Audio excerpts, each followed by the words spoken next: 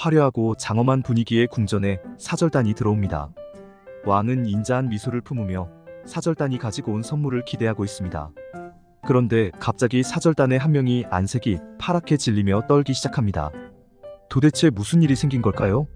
왕은 경계심을 갖고 사절단 중 대표만 앞으로 부릅니다. 그때 갑자기 사절단 대표가 선물 안에 숨겨놓았던 비수를 꺼내 왕을 향해 휘두릅니다. 절체절명의 순간, 암살자의 시도는 성공했을까요? 안녕하세요 여러분, 북마존입니다. 오늘 우리는 중국 역사상 가장 흥미진진한 암살 미수 사건 중 하나를 살펴보고자 합니다. 기원전 227년에 일어났던 진시황 암살 시도인데요. 이 희대의 암살 사건 중심에는 형가라는 인물이 있었습니다. 그는 왜 진시황을 암살하려 했던 걸까요? 철저한 계획을 세우고 검토했을 텐데도 왜 암살이 실패했던 걸까요? 오늘은 이 암살 미수 사건에 얽힌 미스터리를 풀어가며 이야기를 나누도록 하겠습니다. 전국시대 말기, 중국 대륙에서는 진왕의 진나라가 세력을 확장하며 모든 나라를 위협하고 있었습니다. 진나라는 초나라와의 결전을 앞두고 연나라를 침략하려 기회를 엿보는 중이었습니다. 이 사실을 감지한 연나라 태자단은 진왕을 암살하려는 계획을 세웁니다. 단에게 신하인 전광이 추천한 킬러가 바로 형가라는 인물이었습니다. 태자단은 전광에게 암살 계획을 비밀로 해달라고 신신당부합니다. 전광은 형가를 찾아가 암살건에 대해 이야기한 뒤 태자를 만나면 전광은 이미 죽었다고 전해주게라고 말하곤 자살해버림으로써 스스로 살인멸구를 하고 맙니다. 이런 행동들이 중국 역사를 보면 자주 나오는데 옛날 사람들은 정말 대의명분을 위해서라면 살벌한 행동도 아무렇지 않게 하는 것 같습니다. 그런데 여기서 의혹이 떠오릅니다.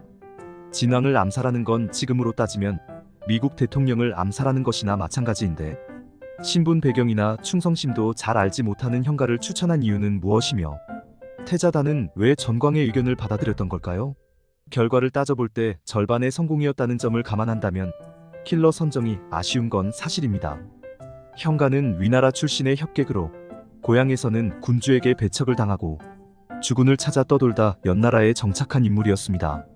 성격은 매우 대담했고 함부로 무용을 자랑하지 않고 자신의 능력을 발휘할 때를 기다리는 지혜로운 인물이었습니다. 중국 전역을 떠돌면서 몇 번 시비가 붙을 때마다 자리를 피해서 겁쟁이라는 비난을 들었지만 이는 사소한 일에 심력을 낭비하지 않고자 한 그의 의도 때문이었습니다. 그가 정말 겁쟁이였다면 진왕을 만났을 때 태연히 검을 휘두를 수 있지는 않았을 테니까요. 어쩌면 태자단은 형가를 만났을 때 그의 대담함과 결단력을 꿰뚫어 보았는지도 모릅니다. 그리고 형가가 위나라 출신이라는 점도 장점이 있을 수 있었습니다. 암살이 실패하더라도 공식적으로는 연나라와의 연관성을 부인할 수 있으니까요. 물론 이러한 생각은 나중에 오판이었다는 사실이 드러납니다. 위험도 없지 않았습니다. 위나라 사람인 형가는 연나라에 대한 충성심이 없었고 성격은 예측 불가능했기 때문입니다. 이런 위험 요소가 있음에도 전광의 추천과 형가의 장점을 더 높이 산 까닭에 단은 형가를 진왕의 킬러로 선택합니다. 형가는 태자단의 제안을 수락한 후 3가지를 준비해달라고 요청합니다. 강철마저 자를 수 있는 비수 상절, 연나라 곡창 지대인 독항 지방의 지도, 진왕 영정의 미움을 받아 망명한 진나라 항장 번우기의 목이었습니다. 독항은 진나라가 늘 탐내던 지역이었고 번우기의 목에는 큰 현상금이 걸려 있었기에 이를 바친다고 하면서 진왕에게 쉽게 접근한다는 전략이었습니다. 비수와 지도는 즉시 준비되었으나 단은 차마 번우기를 죽일 수 없었습니다. 형가는 번우기의 집을 찾아가 암살 계획을 말해주고 목을 달라고 요청합니다. 번우기는 이 말을 듣고 잠시 침묵하더니 놀랍게도 자신의 원한을 풀어달라며 형가에게 절하고 목을 찔러 자살합니다. 자기 계획을 실현하기 위해 상대방 얼굴을 똑바로 보고 죽어달라고 말하는 형가나 그 말을 듣고 오케이, 기꺼이 죽어줄게, 성공하길 바래 라고 말하고 자살하는 번우기나 정말 후덜덜합니다. 형가는 암살 현장에서 자신을 도와줄 부사로 13살 때 대낮에 사람을 죽였다는 진무양이라는 장사를 선택합니다.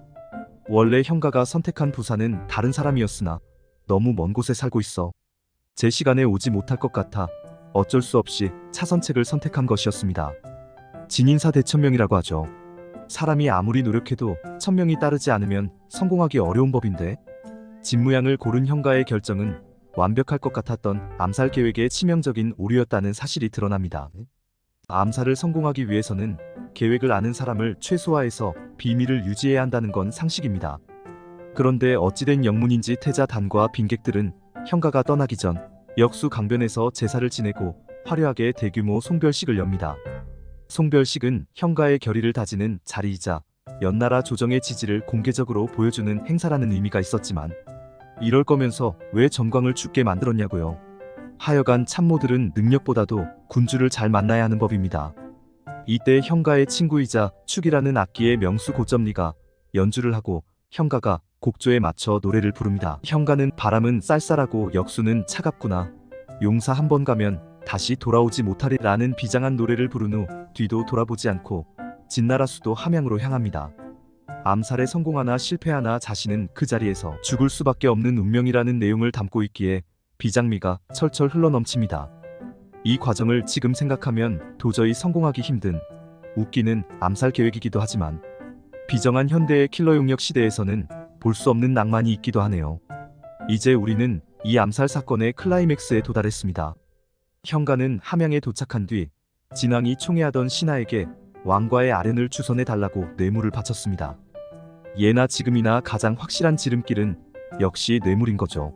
뇌물을 받은 신하는 재빨리 형가 일행을 연나라에서 항복하러 온 사절단이라며 진왕과의 만남을 주선합니다. 이 과정에서 독항 지방의 지도와 번우기의 목을 가져왔다는 이야기도 했을 테니까 당연히 아련은 일사천리로 진행됩니다. 형가는 아무 의심도 받지 않고 당당하게 진왕 정앞까지 갑니다. 당시 진나라 대전에서는 무기를 지참할 수 없었고 호위병들은 대전 밖에 있었습니다.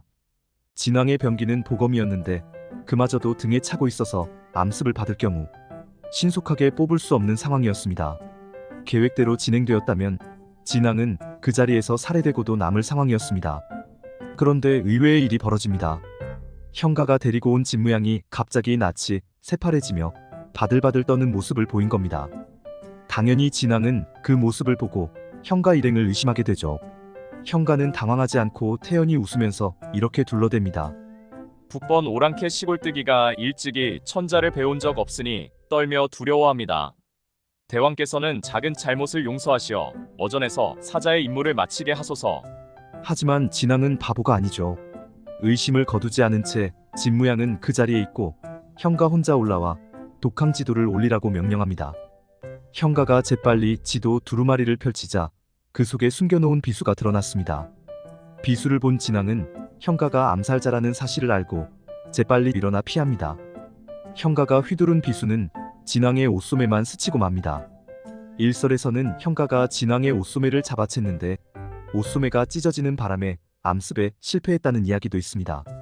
추위를 피하기 위해 두껍고 질긴 옷을 입는 연나라에 비해 진나라에서는 훨씬 얇고 부드러운 옷을 입었기 때문에 소매가 찢어질 줄은 몰랐다는 겁니다. 다시 한번 운칠기삼의 고사를 떠올리게 하는 부분이네요. 형가의 원래 계획은 이와 달랐다는 설도 있습니다. 진무양을 섭외하기 전에 데리고 오려던 친구가 두루마리를 펼치면 형가가 비수를 꺼내 진왕을 찌를 계획이었다는 겁니다. 진무양이 겁을 집어먹고 얼어버리는 바람에 두 사람이 할 일을 혼자 하느라 계획에 허점이 생겼다는 겁니다. 여러 가지 요인들이 겹쳐 암살이 실패로 돌아간 것처럼 보이나 실제로 실패의 가장 큰 원인은 칼을 뽑아 진왕을 죽이려는 순간 형가가 보인 찰나지간의 망설임 때문이었습니다. 원래 형가는 진왕을 암살하는 대신 인질로 삼아 연나라에 유리한 양보를 얻어낼 계획을 가지고 있었습니다. 그런데 태자단의 강요로 암살로 계획을 변경했던 겁니다. 두 가지 방법 사이에서 갈등하는 바람에 수십 분의 1초라는 짧은 순간이었지만 형가의 움직임이 멈추었고 그 사이 진왕은 몸을 피할 수 있었습니다. 진왕은 가까스로 칼을 뽑아 형가를 내리쳤습니다. 형가는 칼을 맞고 쓰러진 채 비수를 던졌으나 진왕을 지나쳐 기둥에 맞았습니다. 그 틈을 노려 진왕은 칼로 형가를 8번이나 내리쳤습니다. 형가는 죽어가면서도 진왕을 향해 일이 실패한 것은 너를 사로잡아 약속을 받아내어 태자에게 보답하고자 했기 때문이다 라고 일갈했습니다. 형가는 처음부터 진왕을 죽일 생각이 아니라 사로잡은 후 불가침 조약을 맺거나 빼앗긴 땅을 돌려받으려 한 것으로 해석할 수 있는 장면입니다. 형가가 진왕을 죽이려 할 때 약봉지를 던져 방해한 어의 하무전은 진왕으로부터 왕의 목숨을 구했다는 칭찬과 함께 많은 금을 하사받았습니다. 자신의 암살을 연나라에서 사주했다고 생각한 진왕은 왕전과 왕분 이신을 보내 연나라를 침공합니다. 연나라 왕은 수도까지 함락당하자 진왕의 분노를 잠재우기 위해 태자 단의 목을 잘라 진나라로 보내지만 진군은 무시하고 추격을 계속합니다. 결국 연왕은 압록강을 넘기 직전에 진나라 군대에 잡혀 포로가 되고 맙니다. 연나라가 멸망하자 형가의 친구였던 고점리는 잠적했지만 탁월한 축 연주 솜씨 때문에 정체가 드러나 진왕에게 끌려갑니다. 진왕은 고점리의 눈을 멀게 하고 악공으로 삼아 연주하게 합니다.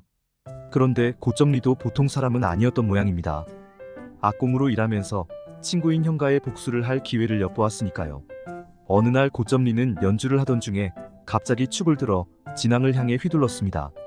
아무도 몰랐지만 고점리는 진왕을 암살하기 위해 축에 납을 넣어서 중병기로 변모시켰던 겁니다. 하지만 눈이 안 보였던 고점리는 타점 거리를 제대로 계산하지 못해서 진왕의 어깨 쭉지만 스치고 말았습니다. 암살이 실패한 후 고점리는 그대로 맞아 죽었습니다. 두 번의 연이은 암살에 질린 진왕은 다시는 육국 사람을 들여보내지 말라고 명령했다고 합니다. 비록 왕자 시절에는 불운의 아이콘처럼 어려운 시기를 보냈지만 여러 차례의 암살을 무사히 넘기고 원하던 삶을 살다 간 걸 보면 진시황도 운이 참 좋았던 인물입니다. 그런데 뭔가 이상한 점이 있습니다. 형가가 진왕을 암습한 사건은 현장에 있던 극히 일부 사람들만 알고 있었을 텐데 어떻게 이렇게 기록으로 생생하게 남아 있었을까요? 혹시 그 자리에 있던 누군가가 이야기를 전한 게 아닐까요?